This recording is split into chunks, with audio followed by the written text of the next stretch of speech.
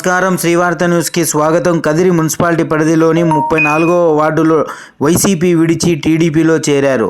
వారికి టీడీపీ అభ్యర్థి కందికుంట వెంకటప్రసాద్ టీడీపీ కండువా వేసి సాధారణంగా ఆహ్వానించారు.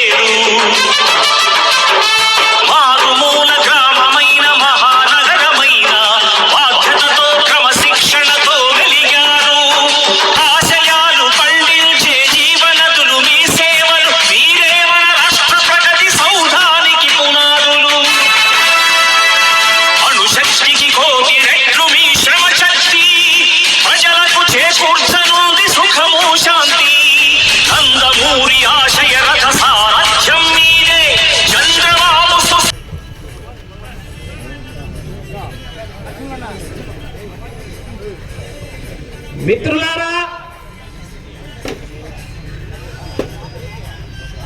ఎక్కువగా ఉన్నారని చెప్పేసి అన్న ఇక్కడే ఉంటూ మనకు సేవ చేసేట్టున్నాడు. మనకి ఇక్కడే ఉన్నాడు. 25 సంవత్సరాల నుంచి కూడా మన నియోజకవర్గం అభివృద్ధి కోసం పాటుపడుతున్నటువంటి వ్యక్తి ఉన్నాడంటే అది ఒక కందికుంట వెంకటప్రసాద్ అని చెప్పేసి మనం గర్వంగా చెప్పుకోవాల్సిన అవసరం ఎంతైనా ఉందని చెప్పేసి సభామాలకు తెలియజేస్తున్నాను. మిత్రులారా, 5 సంవత్సరాలకు ఒకసారి వచ్చి వెళ్ళిపోతున్నారు. 25 సంవత్సరాల నుండి ఏకదాటిగా తెలుగుదేశం పార్టీని వెంట పెట్టుకుని ప్రజలకు సేవ చేస్తున్నాడు. ప్రజలకు ఏ కష్టం వచ్చినా అన్నాని ఇంటి దగ్గరకు పోయినా వృధాగా పంపిన రోజులు ఎప్పటికీ లేవని చెప్పింది కూడా ఈ సభాముఖంగా తెలియజేస్తున్నాను. మిత్రులారా, అదే కాకుండా మా ఊర్లో నీళ్లు లేవన్నా, మా ఊర్లో గుడి లేదన్నా, మా భార్యకు ఆరోగ్యం బాగలేదన్నా, మా భర్తకు బాగలేదన్నా అని అనేక రకాల సోదరుడు నరసింహులతో పాటు మరికొన్ని కుటుంబాలు తెలుగుదేశం పార్టీలో చేస్తున్నటువంటి సందర్భంగా ఏర్పాటు చేసినటువంటి కార్యక్రమానికి అధ్యక్షత వహించినటువంటి సోదరులు పెద్దలు నాయ బ్రాహ్మణ సంఘం ఉపాధ్యక్షులు శ్రీరాములన్న గారికి, అదే రకంగా వేదిక మీద ఉన్నటువంటి సోదరులు గంగరాజన్న గారికి, కృష్ణమూర్తి అన్న గారికి, రామచంద్ర నాయుడన్న గారికి, భాస్కర్ గారికి, కదిరప్పన్నకి, సోదరుడు పట్టణాధ్యక్షుడు ఇర్ఫాన్ గారికి, సోదరులు అహ్మద్ అలీ భాయ్ గారికి, రమణ గారికి, సుధాకర్ గారికి,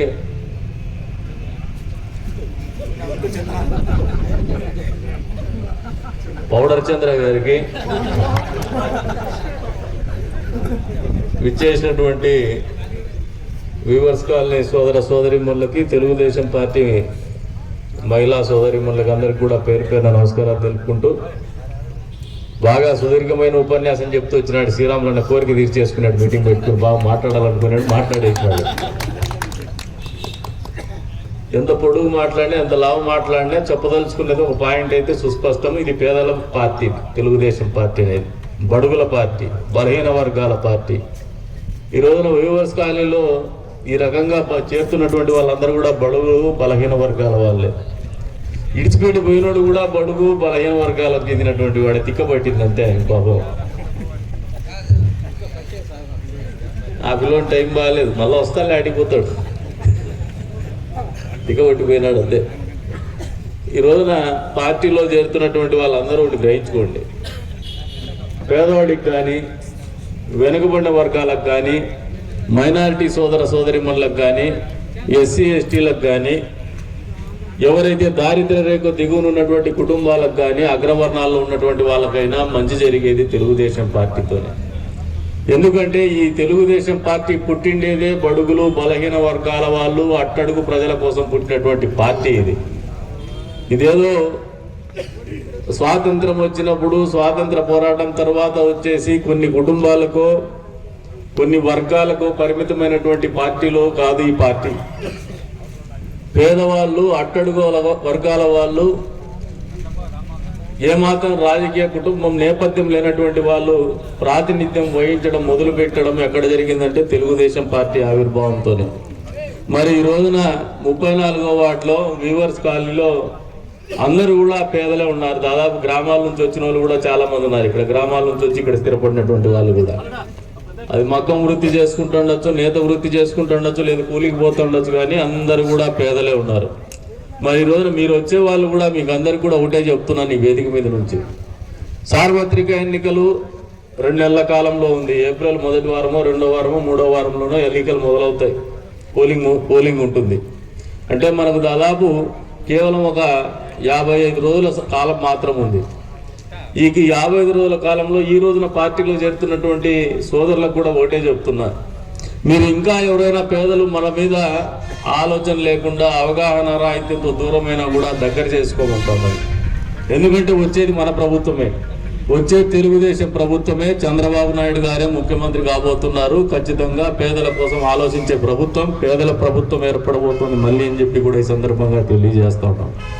ఎన్ని రకాలుగా పేద వర్గాలు ఇబ్బందులు పడుతూ వస్తున్నాయో 4.5 సంవత్సరాల కాలంలో మీరు అందరూ గమనించినారు. ఉద్యోగస్తులు ఎంత పెద్ద ఎత్తున ఇబ్బందులు పడుతున్నారో మీరు పక్కనే బ్రాందీ షాప్ ఉంది, బ్రాందీ షాప్ దగ్గర కరోనా టైంలో ఐవార్లను తెచ్చేసి బ్రాందీ అప్పించినటువంటి ఘనత ఈ ప్రభుత్వాన్ని, ఐవార్లతో బాత్రూములు గడిగించినటువంటి ఘనత కూడా ఈ ప్రభుత్వాన్ని. ఉద్యోగ వర్గాలు అయితే ఎప్పుడెప్పుడు ఎన్నికలు వస్తాయా, ఎప్పుడెప్పుడు ఈ ప్రభుత్వాన్ని దూరం చేద్దామా, ఎప్పుడెప్పుడు ఈ ప్రభుత్వాన్ని బంగాళాఖాతంలో కలుపుతామని చెప్పేసి కాసుకొని కూర్చున్నారు వాళ్ళు. వ్యాపార వర్గాలు అయితే ఒకసారి ఆలోచన చేసుకోమంటాను, ఎక్కడ కూడా భద్రత లేనటువంటి పరిస్థితులు, వ్యాపార వర్గాలు కూడా సంతోషంగా లేవు. అదే రకంగా కార్మిక సంఘాలు, భవన నిర్మాణ కార్మికులైతే ఇసుక ఉచితంగా గత ప్రభుత్వ హయాంలో చంద్రబాబు నాయుడు గారు ఇచ్చేటువంటి పరిస్థితుల్లో ముఖ్యమంత్రిగా ఆయన ఉన్నప్పుడు చూస్తే, ఈ రోజున జగన్మోహన్ రెడ్డి ఇసుక పాలసీ తీసుకొచ్చేసి దాని ద్వారా డబ్బులు సంపాదించుకొని ఇసుక అనేది బంగారంతో సమానంగా రేటు పెరిగినటువంటి పరిస్థితులు ఈ రాష్ట్రంలో నెలకొన్నాయి. తద్వారా భవన నిర్మాణ కార్మికులకు పనిలేనటువంటి పరిస్థితులు వచ్చినాయి. నిత్యావసర వస్తువుల ధరల గురించి చెప్తే సోదరుడు ఇందాక చెప్తా ఉన్నాడు, ఏది కొనేటట్టు లేదని చెప్పేసి. పాపం ఒక వడలేసుకుని ఆయమ్మని అడిగినారు, ఏమ్మా అమ్మఒడి వస్తుంది అంటే, వస్తుంది నాయన అనింది. మన కదిరిలో కథే చెప్తానే, బయటది కూడా కాదు, నిజామల్లి కాలనీలో. మరి అమ్మఒడి వస్తుంది కదమ్మా, ఈ ప్రభుత్వం బాగా చేసిందా అంటే, ఏం బాగా చేసింది అమ్మఒడి ఇస్తుంది, 13,000 ఇస్తుంది, ఇంట్లో ఒకరికి ఇస్తుంది, అందరికి ఇస్తామని చెప్పి మోసం చేసినాడు. 13,000 వస్తుంది. నేను వడలేసుకొని పని చేసుకుంటాను. నూనె రేటు పెరిగింది, శనగపిండి రేటు పెరిగింది, గ్యాస్ రేటు కూడా పెరిగిపోయింది. ఇవన్నీ కూడా పెరిగిన తర్వాత మామూలుగా రూపాయికి 6 వడలు ఇస్తా అంటే ఇప్పుడు రూపాయికి 4 వడలు అమ్ముతాండ. నా మొగుడేమో బేల్దారి పని చేస్తా అంటే, బేల్దారి పని చేసుకునే కూడా ఊర్లో పనులు దొరకడం లే. పక్కనే ఆడ మొలకల చెరువులోకి వేసి అప్పుడప్పుడు కొంచెం ఎప్పుడో ఒకసారి, అది కూడా అక్కడ కూడా పూర్తి స్థాయిలో పనులు లేవు, అప్పుడప్పుడు పనులకు పోతాను. ఇవన్నీ లెక్కలేసే అమ్మఒడి పేరు మీద వచ్చే 13,000 పోతే నాకు 30,000 రూపాయలు బొక్కబడుతుంది సంవత్సరంలో అని చెప్పేసి ఆయమే చెప్పుకొని వస్తుంది. అంటే పేద ప్రజల్ని మోసం చేస్తున్నటువంటి ప్రభుత్వం ఇది. మీరు అంతేకాకుండా మందుబాబులు పక్కనే చూస్తూ ఉంటారు పాపం బ్రాందీ షాపుల దగ్గర. జగన్మోహన్ రెడ్డి గారు గత సార్వత్రిక ఎన్నికల సందర్భంగా వచ్చే ఎన్నికల నాటికి మద్యపాన నిషేధం చేయకుండా నేను ఓటు అడగను, ఎన్నికల్లో పోటీ చేయనని మాట్లాడినటువంటి జగన్మోహన్ రెడ్డి ఈ రోజున ఎన్నికల్లో అభ్యర్థుల్ని మార్చి మళ్ళీ ముందుకు వస్తానంటే మాట తిప్పను, మడమ తిప్పను నేను ప్రగల్భాలు పలికినటువంటి జగన్మోహన్ రెడ్డి గారి పద్ధతులను ఒకసారి అర్థం చేసుకోమంటున్నాను అందరినీ కూడా. అంతేకాదు, ఈరోజు తెలుగుదేశం పార్టీ 4.5 సంవత్సరాల కాలంలో పేదవాళ్ళు ఇబ్బందులు పడ్డారనే ఆలోచనతోనే, మహిళా మనులు ఇబ్బంది పడ్డారనే ఆలోచనతోనే భవిష్యత్తు గ్యారంటీ పేరు మీద 6 పథకాలను ప్రకటించినటువంటి పరిస్థితులు మీరు అందరూ అవగాహన చేసుకోమంటున్నాను.